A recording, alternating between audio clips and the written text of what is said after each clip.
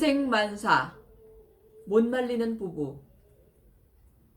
나는 직장일로 늘 바쁘다는 오진숙과 잠시 차를 마시며 이 세상에 흔치 않은 얘기를 듣고 못 말리는 부부도 다 있네 하고 생각했다. 오진숙의 직장일은 하루 종일 사람을 만나러 가는 일인데 사람을 만나서 환경과 그에 맞는 얘기를 하다 보면 어느 때는 자신이 카운셀러가 된 느낌을 갖는 적도 있었다고 한다. 오진숙이 이런 일을 시작한 것은 그의 남편 김영수 때문이었고 결혼하기 전에는 지금처럼 이런 일을 하리라고는 생각도 못했었다고 한다. 오진숙이 좋아하는 것은 여행이었다. 결혼 후에 남편 영수하고 외국 여행할 생각을 하면서 특히 오지의 여행을 생각했었다고 했다. 그런데 막상 결혼을 한 후에 돌발적인 일로 자신의 인생 항로를 바꾸지 않으면 안 되었다고도 했다. 오진숙은 결혼 후에 사랑하는 남편 김영수를 살리기 위해서는 지금 하는 이 일보다 더한 일도 하지 않으면 안 된다고 했다.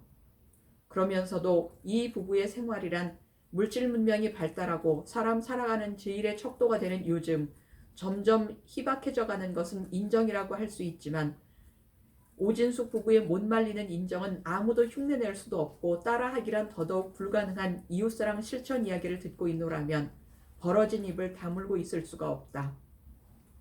오진숙은 대학 동아리에서 사귄 영수와 결혼을 했다. 영수의 아버지는 완구를 생산해서 외국으로 수출하는 중소기업 사장이었기에 영수의 대학 시절에 용돈 지원은 비교적 넉넉한 편이었다.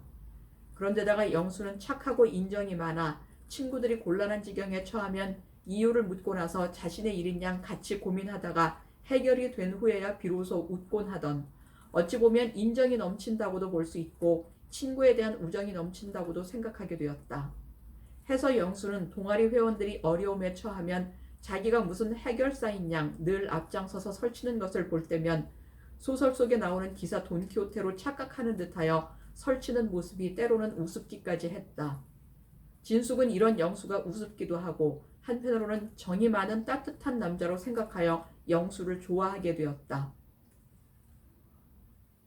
간혹 진숙의 친구들한테까지 호의를 베풀면 자신도 모르게 질투하여 투덜대기도 했지만 이내 마음을 고쳐먹고 진숙은 그럴 때마다 영수에 대한 사랑이 더욱 커갔다. 대학을 졸업하고는 두 사람이 결혼하였다. 동아리 회원들이었던 친구들은 두 사람의 결혼을 진심으로 축하했고 두 사람은 천생연분으로 잘 만났다고 했다. 그렇게 된 데는 영수를 좋아하던 진숙도 자신도 모르게 영수를 닮아가고 있었고 그래서 두 사람의 주변에는 친형제자매 같은 친구들이 많았다. 그러면서 두 사람의 결혼은 행복한 한 쌍의 부부로 잘 어울린다고 하여 모두들 부러워하기까지 하였다. 영수는 오진숙과 결혼을 한 후에는 아버지가 운영하는 중소기업을 물려받기 위해 아버지의 제조공장에 들어가서 가장 힘들고 어려운 허드렛 일부터 시작하여 매사에 열심했다.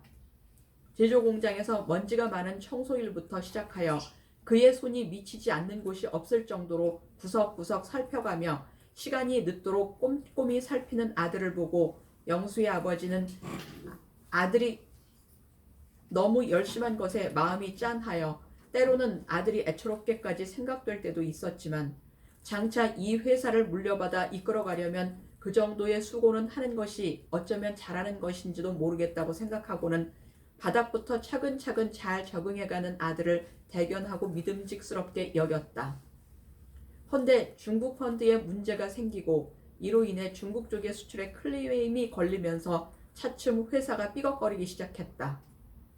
시간이 지나면 나아질 줄 알았던 수출 물량은 재고로 쌓여가고 은행 빚이며 나아가서는 사채빚까지 늘어서 회사 운영은 극도로 심각해지고 있었다.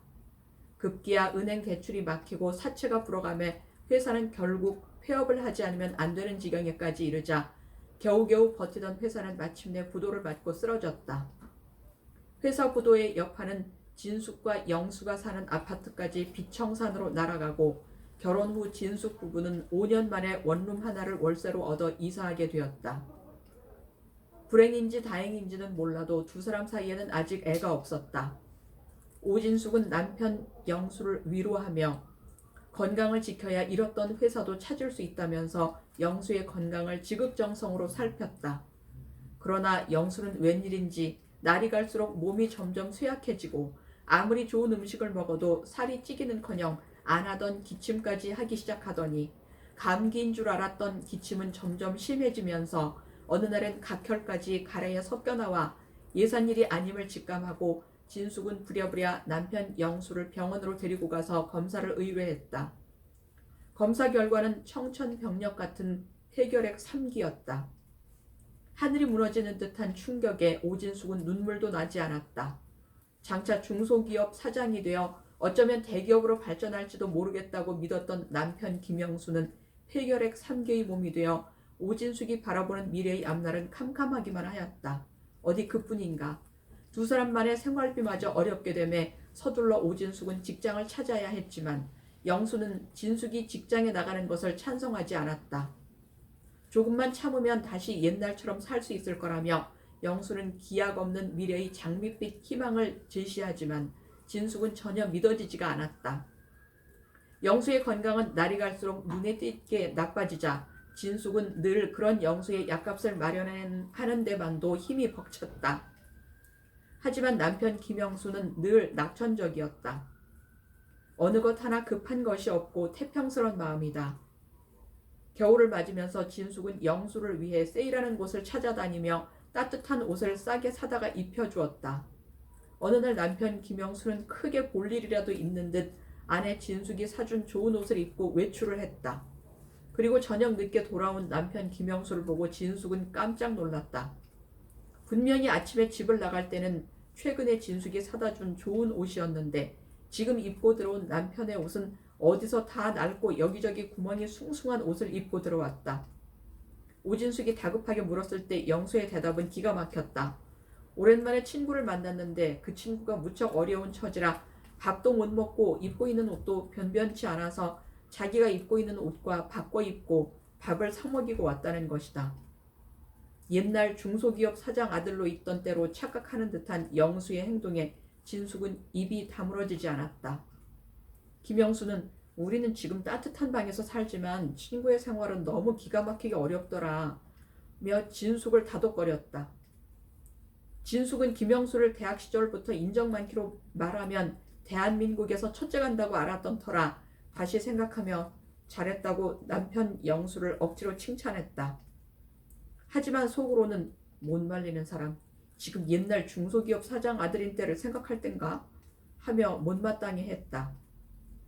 그런데 남편 영수는 여기서 끝나지 않았다. 어느 날엔 외출하고 돌아오는데 허름한 옷차림의 가녀린 남자 한 사람을 데리고 왔다. 진숙이 어떻게 된 손님이냐고 물어보았다. 자기야, 이 친구가 내 동생 되는 녀석인데 노숙을 하고 있어서 데리고 왔는데 우리 조금 불편하더라도 같이 살자. 하더니 방의 한쪽을 이것저것 가져다 칸을 막아놓고 야, 너 오늘부터는 여기가 네 자리야 하며 한쪽 자리를 데리고 온 친구에게 가리키자 그 친구는 말없이 진숙에게 미안하다는 말 한마디를 하고는 영수가 가리킨 자리로 가서 누웠다. 오진숙이 보기에도 그 친구는 극도로 지친 몸 같았다. 도저히 내친다는 것은 말이 안 될 것 같고 방을 나가면 당장이라도 어떻게 될 것만 같아서 진숙은 그냥 두기로 결심했다. 이때부터 오진숙도 남편이 데리고 온 동생 뻘 된다는 이 사람을 삼촌으로 부르며 같이 지냈다. 앞에서 열심히 경청하고 있던 나는 폭소를 터뜨리며 말했다. 남편도 이해 안 되도록 대단하시지만 전혀 모르는 남편 친구를 그렇게 받아들이는 여사님이 더 대단하십니다. 하자 인생 별거 없다고 생각했지요. 하는 대답에 그 남편의 그 아내라는 생각을 하면서도 내 수준으로는 도저히 이해가 되지 않았지만 계속 경청하고 있었다. 오진숙이 남편을 데리고 병원에 가서 다시 검사를 받아보았다. 한 방에 세 사람이 사는 것이 어쩐지 남편 때문에 마음이 캥겼던 것이다. 병원에 안 가려는 남편을 달랬다.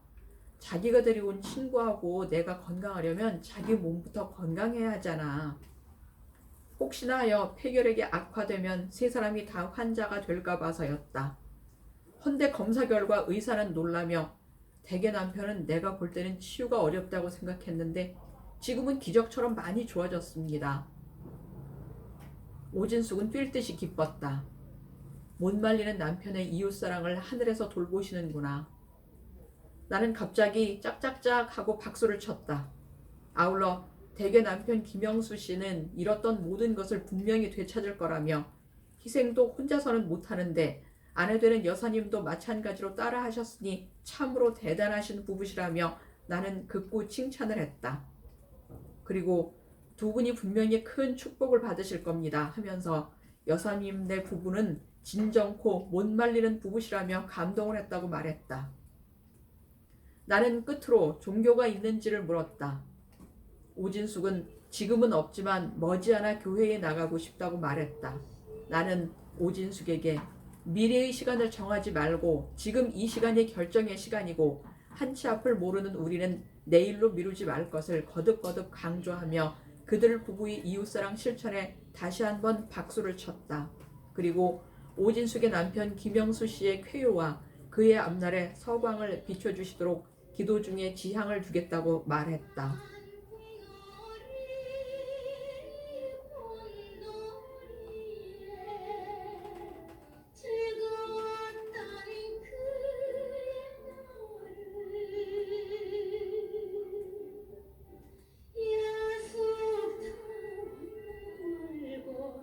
시고 들시고 놀잖아